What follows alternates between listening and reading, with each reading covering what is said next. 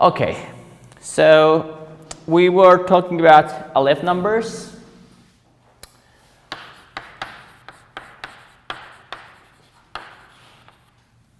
Remember, Aleph numbers were defined by transfinite induction last time. And that definition went as follows. Aleph 0 was defined as omega, the set of natural numbers. Aleph alpha plus 1 for any ordinal alpha was defined to be the Hartog's number of Aleph alpha. And for limit ordinals, Aleph gamma is defined to be the supreme of previous Alephs.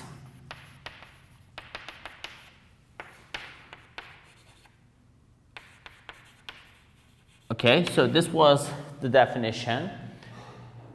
There are a couple ways to define this. Sometimes people say that this is supposed to be the least cardinal after Aleph alpha, but at the end all these turn out to be equal, and so I'm just going to go with Yak's definition and use this. And we proved the following last time. Each of these guys is a cardinal number. Now, what is a cardinal number? A cardinal number is an ordinal which is not equinumerous with a previous ordinal. Sometimes these are called initial ordinals, ordinals such that ordinals which are not equinumerous with previous ordinals. So we basically proved that each Aleph number is an initial ordinal. Now let's prove the other direction as well. Each cardinal is actually of this form. So this is a complete list of infinite cardinals. So let kappa be a cardinal number, which is infinite. Then, okay, I have to move this microphone, sorry. Then there is an ordinal alpha such that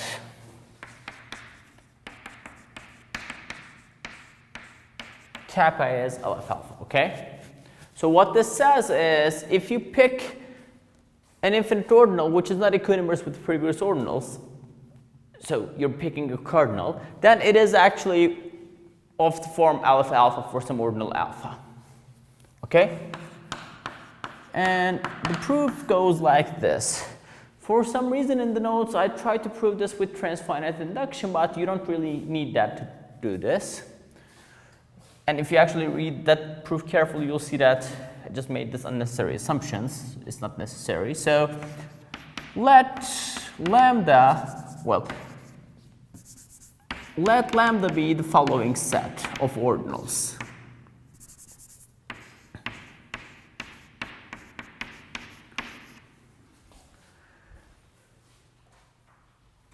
Take the set of all ordinals theta such that Aleph theta is in kappa.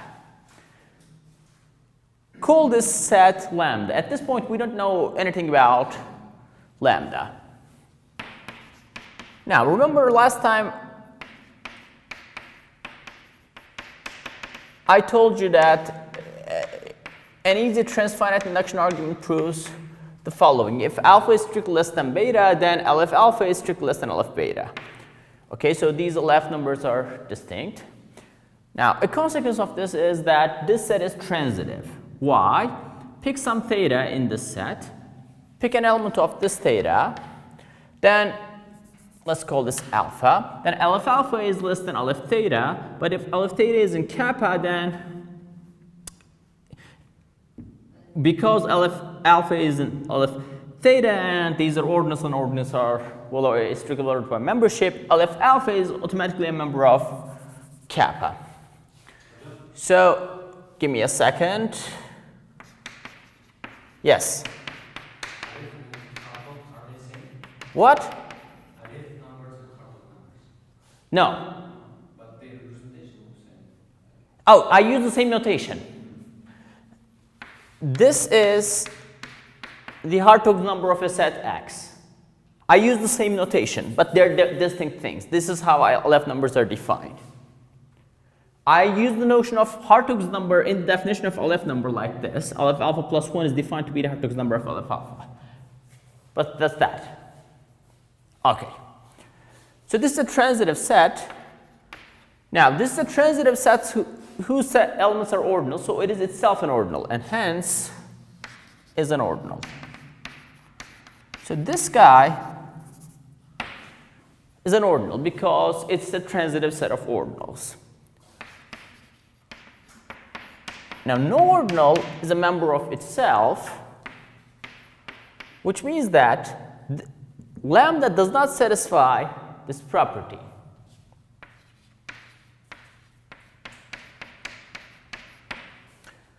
So LF alpha is not a member of kappa. But remember that ordinals, together with the membership relation, is a strictly evaluated class. So if LF lambda is not less than kappa, then kappa is less than or equal to LF lambda. Okay, so we have this. Now, we split into cases, 3 cases. Case 1. This is the case where lambda is 0. In order for this to happen, you have to have no elements in here. There should be no such theta. In particular, 0 is not an element of lambda because lambda is 0. But then LF 0 is not a member of kappa, which means that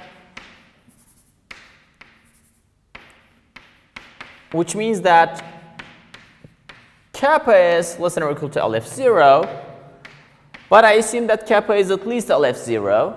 These are the same thing, remember. So in this case, kappa is LF 0. So kappa is a LF number. Now, case 2,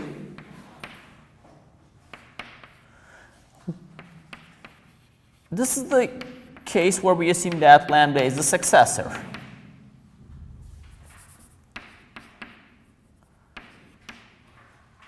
Let's say that this is the successor of delta.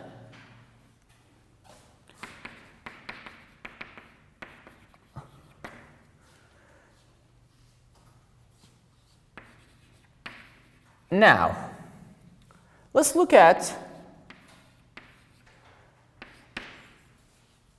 LF lambda. LF lambda in this case is, well, lambda is successor of delta. But for successor ordinals, LF numbers are defined by Hartog's numbers. So this is the Hartog's number of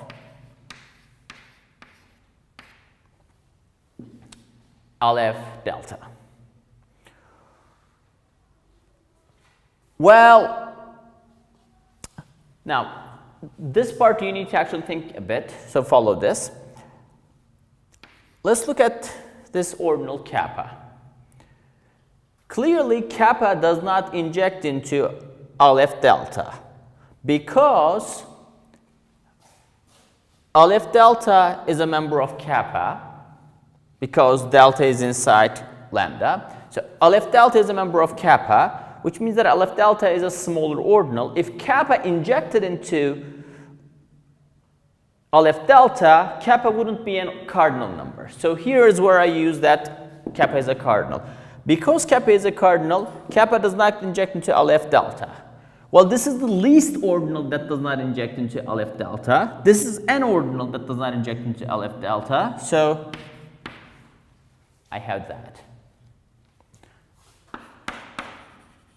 So here we use that kappa is a cardinal. Well, I already know that kappa is less than or equal to LF lambda. If LF lambda is less than or equal to kappa,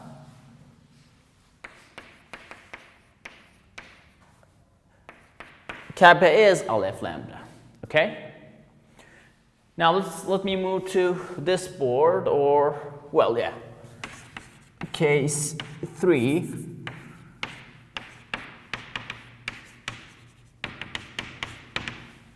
So lambda is a limit in this case because it's either 0 or successor or a limit.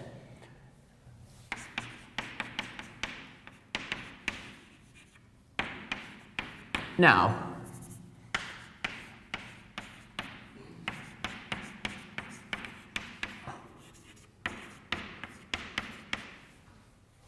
by definition, aleph theta is less than or equal to kappa for all theta in lambda. This is just by construction of kappa. Now, remember how we defined aleph numbers for limit ordinals. This is the supremum of all aleph thetas where theta is in lambda.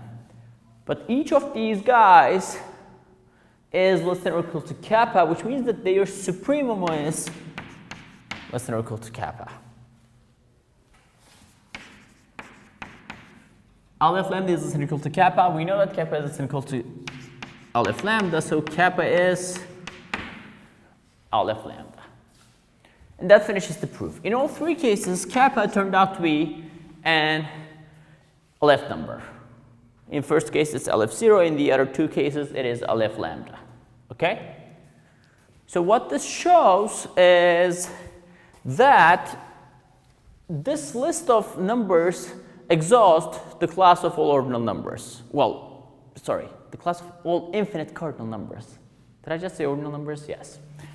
So aleph numbers, these are the class of all infinite cardinal numbers. And finite cardinal numbers are, well, they're natural numbers. So the picture we drew last time, that is that's the complete list of cardinal numbers, okay? That's the complete list of cardinalities.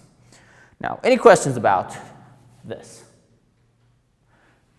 Now, one last definition before I start talking about cardinal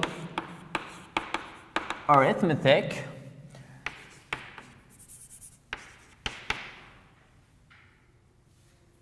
Let kappa be an infinite cardinal.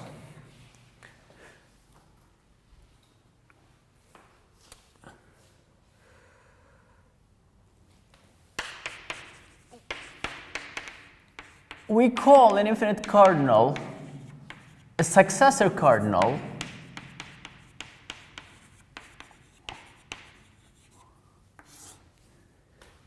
if this is of the form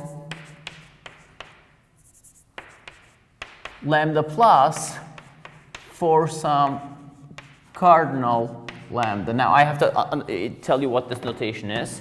This simply means that lambda plus, when this is a cardinal, lambda plus simply means that this is the least cardinal greater than lambda. So this is simply the next cardinal, okay? In other words, if this is aleph alpha, this is aleph alpha plus 1.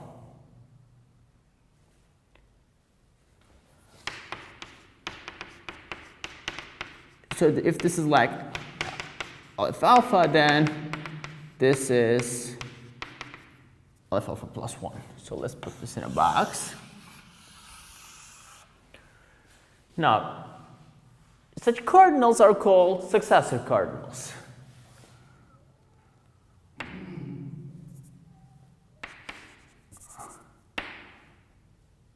And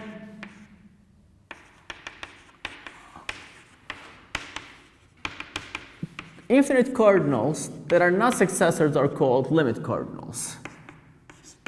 If it is not a successor cardinal. I mean, this notion actually makes sense for finite cardinals as well. All finite cardinals except 0 are successor cardinals under this definition if you just extend the definition, but I don't want to extend the definition. I'm going to reserve the term successor cardinal and limit cardinal for only infinite cardinals. Lambda plus same as successor of lambda? Yes, but only if you see, we define successors for evaluated sets, right? If you just think of the class of cardinal numbers, yeah, then this has the same meaning. This is simply in that ordering, it's the next element. It's the least guy which is greater than lambda, okay? But if you don't want to think of cardinal number, like if you don't want to consider the class of cardinal numbers as a strictly evaluated relation, you should just think of it like this. When this is a cardinal, this is the next cardinal. It's the least cardinal greater than lambda, okay? So like if lambda is Aleph alpha, it's Aleph alpha plus 1. Which is k, right? Kappa. Yes, yes. Now, questions about this? Okay. Now let's start talking about cardinal arithmetic.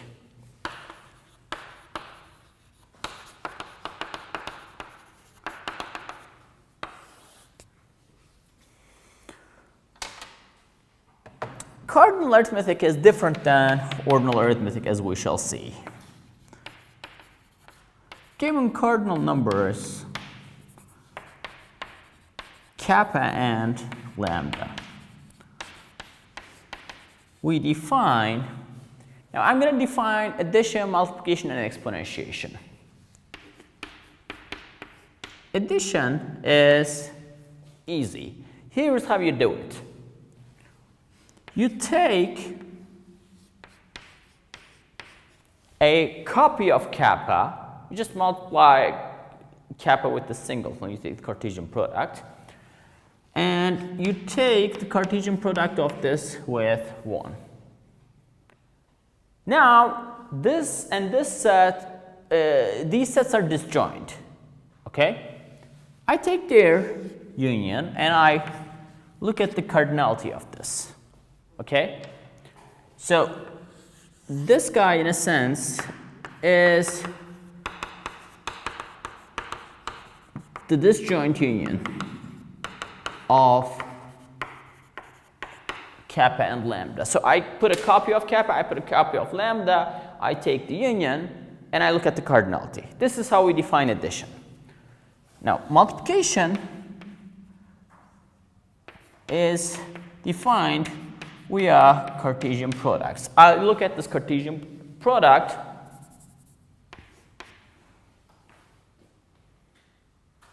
and I look at the cardinality of that. Exponentiation is defined as follows.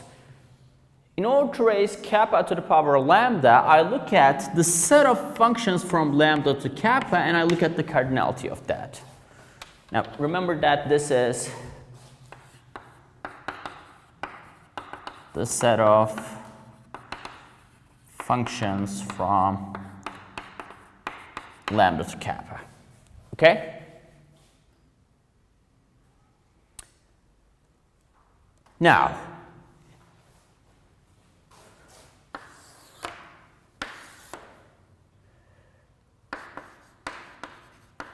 let me put a little box here, remark, which should emphasize what I told you like a couple minutes ago. In ordinal arithmetic, omega to the omega is a countable ordinal.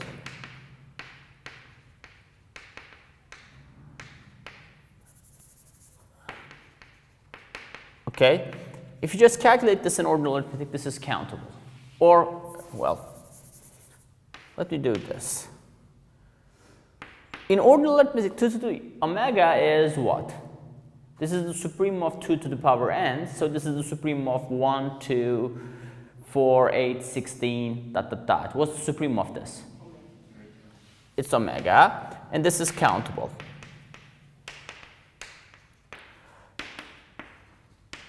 In cardinal arithmetic,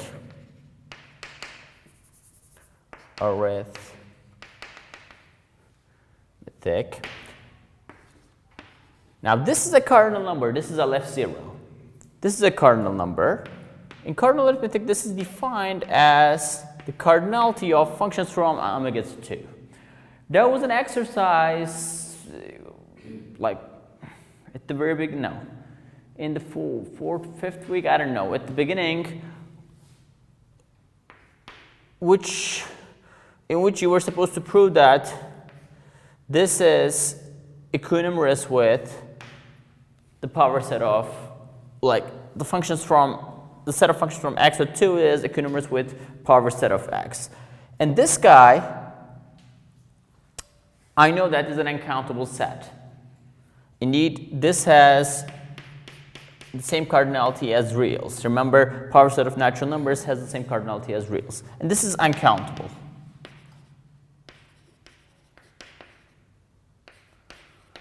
You see, I use the same ordinals,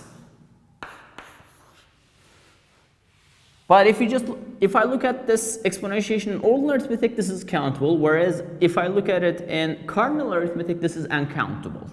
This should by itself tell you that cardinal arithmetic and ordinal arithmetic, they're not supposed to be compatible with each other, okay? Indeed, remember, ordinal arithmetic is non-commutative, right? This will be commutative. I mean, you can see that this is commutative because, well, I'm talking about these two. If you just interchange the places of these, you flipped only the coordinates, but there is still a bijection between kappa cross lambda and lambda cross kappa.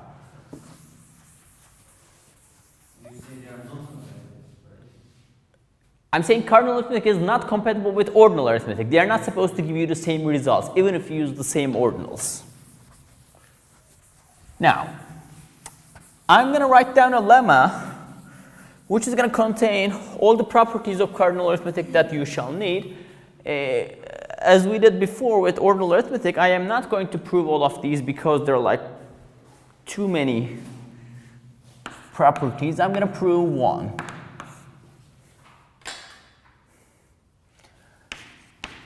Let kappa lambda mu be cardinal numbers. Then, okay. If I add 0 to a cardinal, I then change its value. Cardinal addition is commutative. Cardinal addition is associative. What else?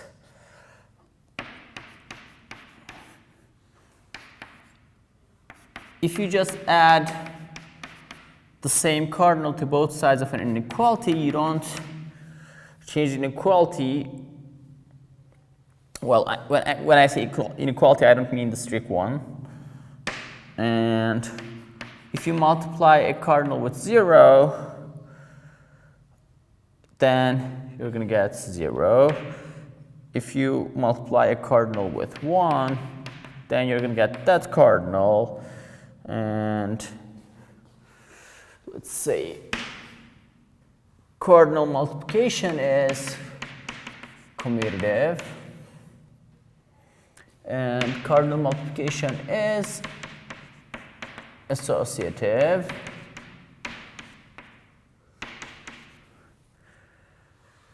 And you can multiply both sides of a non-strict inequality with the same cardinal. And that's that. What else? I did that. Okay. Raising a cardinal to 0th power gives you the cardinal 1. Raising a cardinal to the first power gives you the cardinal itself.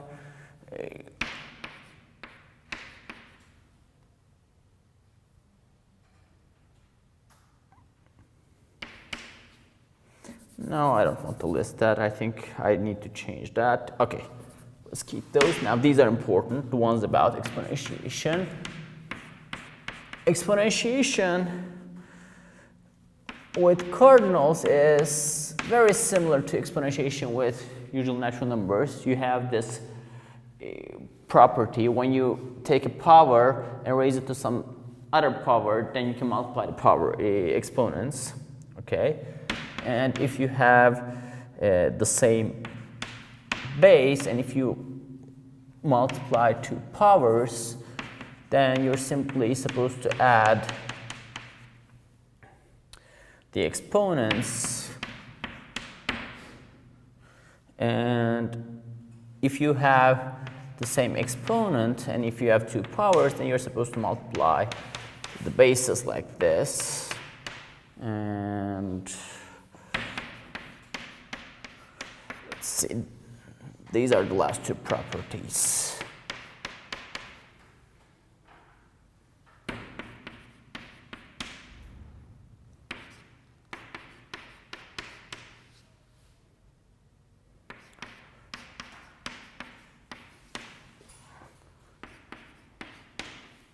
Okay, so that's the lemma.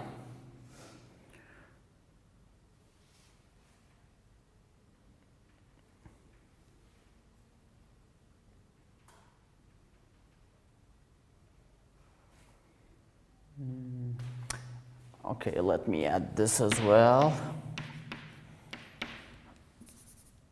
What do you think this is 1 to the power kappa? It's supposed to be 1, except we have the stupid, oh no, it's 1. Well, yes. It's 1 for all kappa, even for kappa equals 0, in which case you only have one function. No, it's not supposed to be that. You're looking at a set of functions from kappa to 1. So how many functions are there from kappa to 1?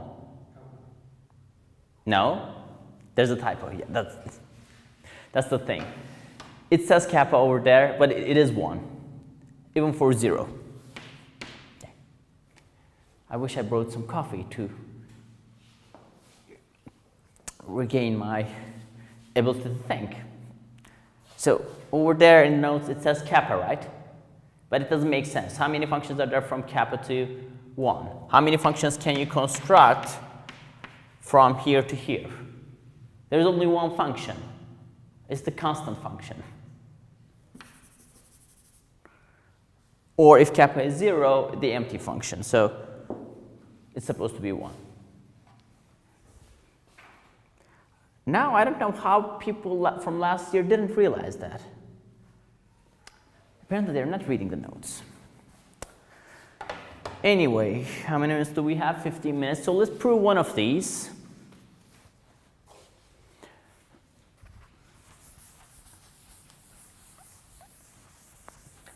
And this is exactly why at the beginning of the note there's a huge disclaimer that says these are going to be updated. There are typos and errors, such as that one.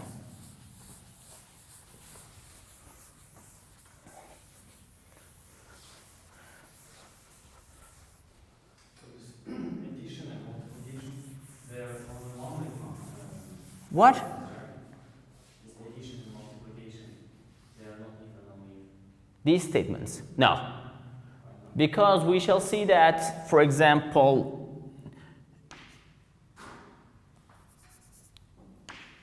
well, basically, this is going to be the maximum of the, sum of two cardinal numbers is going to be the maximum of those. So, 2 is not less than or equal to 1, but if you add aleph 0 to both sides, you're going to get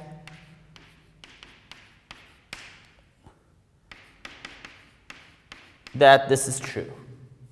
These are going to be both aleph 0, but you can't reverse the arrow.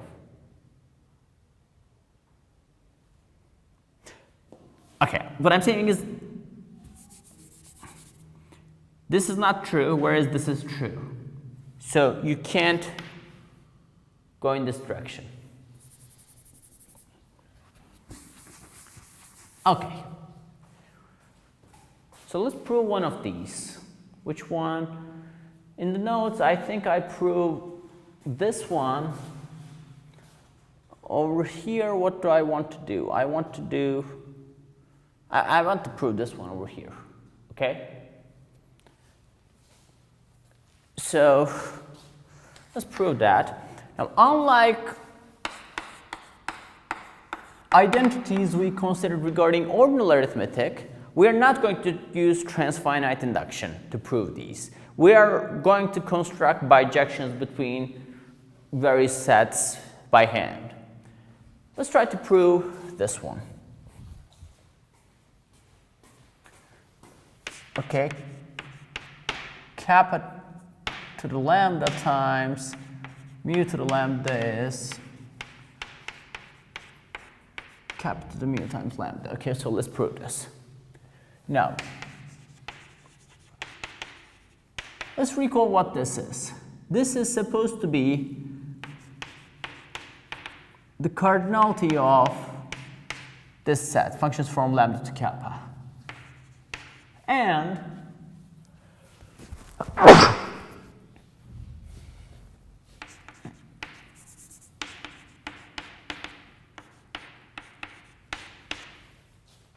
this is supposed to be the cardinality of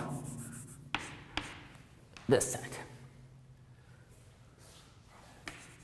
And let's remember also that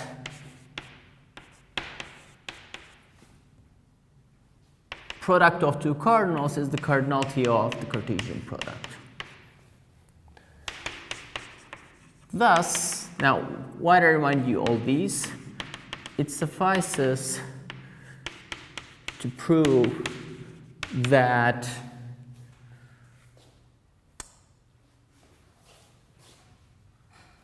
I claim that proving that this set and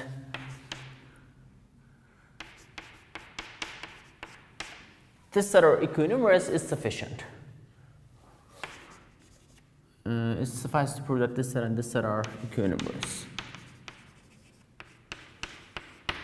Okay? Why? Like, this is, if you just combine all these facts, this cardinal is the cardinality of, let me write this properly, this set. Set of functions from lambda to kappa, Cartesian product, set of functions from lambda to mu. And this cardinal is the cardinal number of this set, the set of functions from lambda to kappa cross mu. So it suffices to prove that these are equinumerous, because every set is equinumerous to a unique cardinal number, which is called its cardinality. Consider the function f, okay, big F, that goes from this product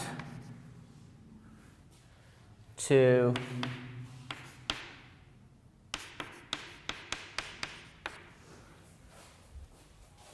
that set, the set of functions from lambda to kappa cross mu.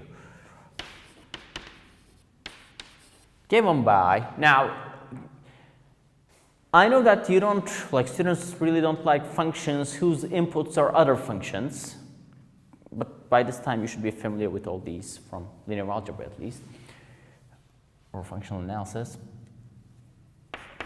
So, follow the definition. My f acts on a tuple. The tuple it acts on, like, its input is, it's a pair of functions. It takes two functions. It takes a function from lambda to kappa, it takes a function from lambda to mu. Now, this result is supposed to be a function from lambda to kappa cross mu. Okay, I want to go in the other direction. I think that's... No, this is fine, this is fine. But I need to introduce more notation. I know how to write it down, but I don't want to talk about projections and so on. Never mind. This is supposed to be a function from lambda to kappa cross mu. So this is a function from lambda to kappa cross mu. So I can just apply this to an element of lambda.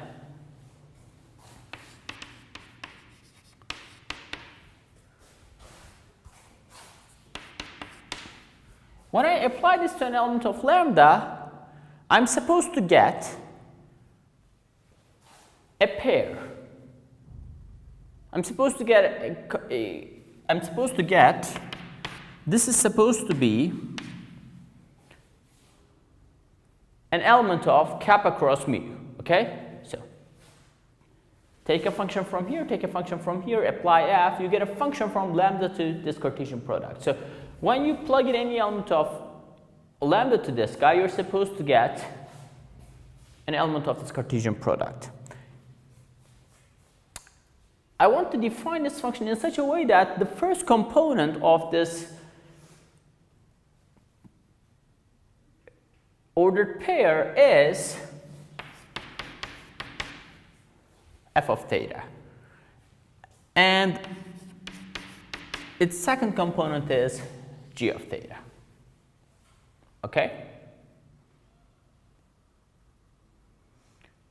So f is the function which takes two functions and it sends it to a function such that the value of this function at theta is given by f of theta and g of theta. Now, we claim that this is a bijection. We claim that big F is a bijection. Okay? For a second, I thought I was going in the other direction, and I thought that I needed the projection function to the first and second component, for which I need more notation, but apparently I don't. I was going in the correct direction. Never mind. So we claim that this is a bijection. Let's show that this is one-to-one. Okay? Now, let's F1G1 and F2G2 be elements of this Cartesian product, such that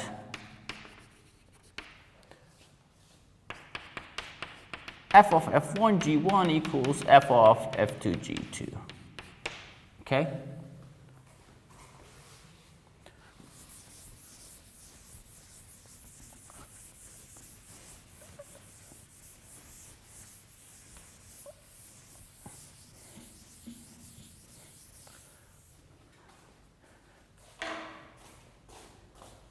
Now, we wish to prove that F1 equals F2 and G1 equals G2, because I want to prove that F is one-to-one. If F of some input is same as F of some other input, then I want to prove that those inputs are actually the same. Now, by definition, for all theta in lambda, we have that, let's say, if I apply theta to this, I'm supposed to get F1 theta, G1 theta. And by assumption, this is the same as, this function is the same as this function, f of F2G2. So when I apply theta to this, I need to get the same result because these are the same function. But this is supposed to be F2 theta, G2 theta. And this is true for all theta. So for all theta in lambda, F1 equals F2 and G1 equals, F1 of theta equals F2 of theta and G1 of theta equals G2 of theta. For all theta in the domain of F and G. And so,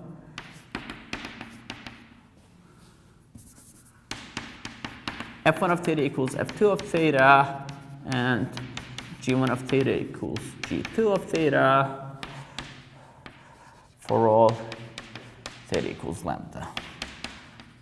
Thus, F1 equals F2 and G1 equals G2. Okay? You should count one. Yes. we need to now show that it's also onto. I can leave that part as an exercise. I will tell you like how to. Well, okay, I'll do some of the proof and I'll leave the rest as an exercise. Now we need to show that this is onto. We now show that f is onto.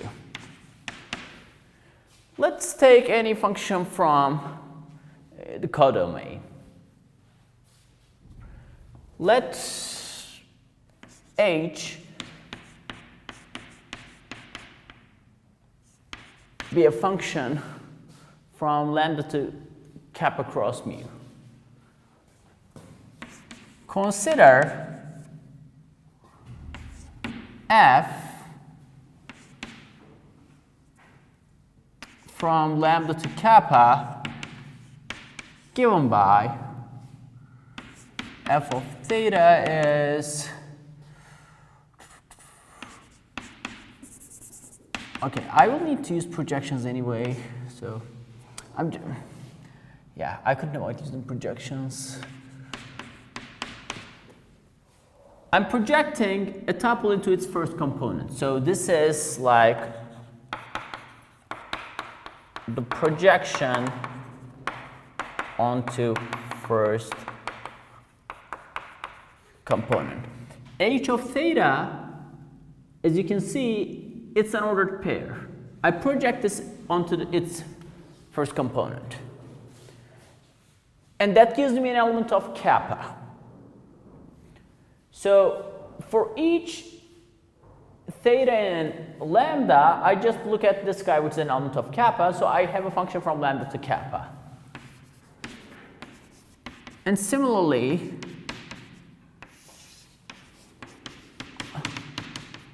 I can project this to the second component, and that will give me a function from lambda to mu, and I'm going to call that function g. Now, actually, this part is going to be the exercise part. Exercise. Check that big F of little f little g equals h. So if you just look at the tuple fg, the ordered pair fg from lambda lambda kappa across lambda mu, you're going to see that like when you apply f to that, big F to that, you're going to get h. Okay, so for every h in here, you found a corresponding ordered pair in the domain whose image is that h. So that shows that this is onto. Okay. Now, how many minutes do I have? None? Okay.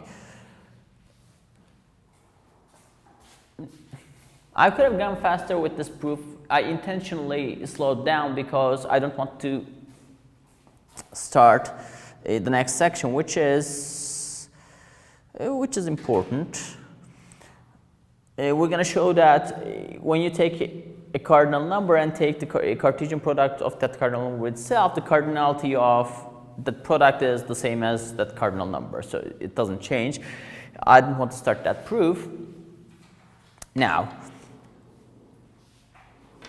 next lecture, what we're going to do is we're going to prove that cardinal addition and cardinal multiplication are trivial in the following sense. If you have infinite cardinals, sum of two cardinals is the maximum of them.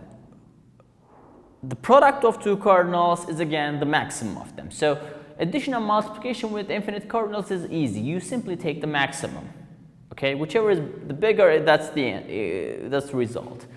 The cardinal exponentiation, on the other hand, is very difficult in a sense that I will explain. We usually can't determine, most of the time, the result of an exponentiation. Okay?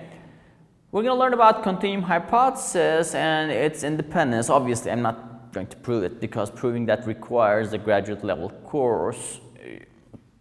A graduate level 1 semester course, half of which, maybe 1/3 of which will be simply devoted to that topic, so we're not going to do that. But I'll talk about the independence of the continuum hypothesis. We're going to talk about that. And then after that, we only have 1.5 weeks left. We will learn about the notion of cofinality and Koenig's theorem. And we're going to see that once you assume some hypothesis known as the generalized continuum hypothesis,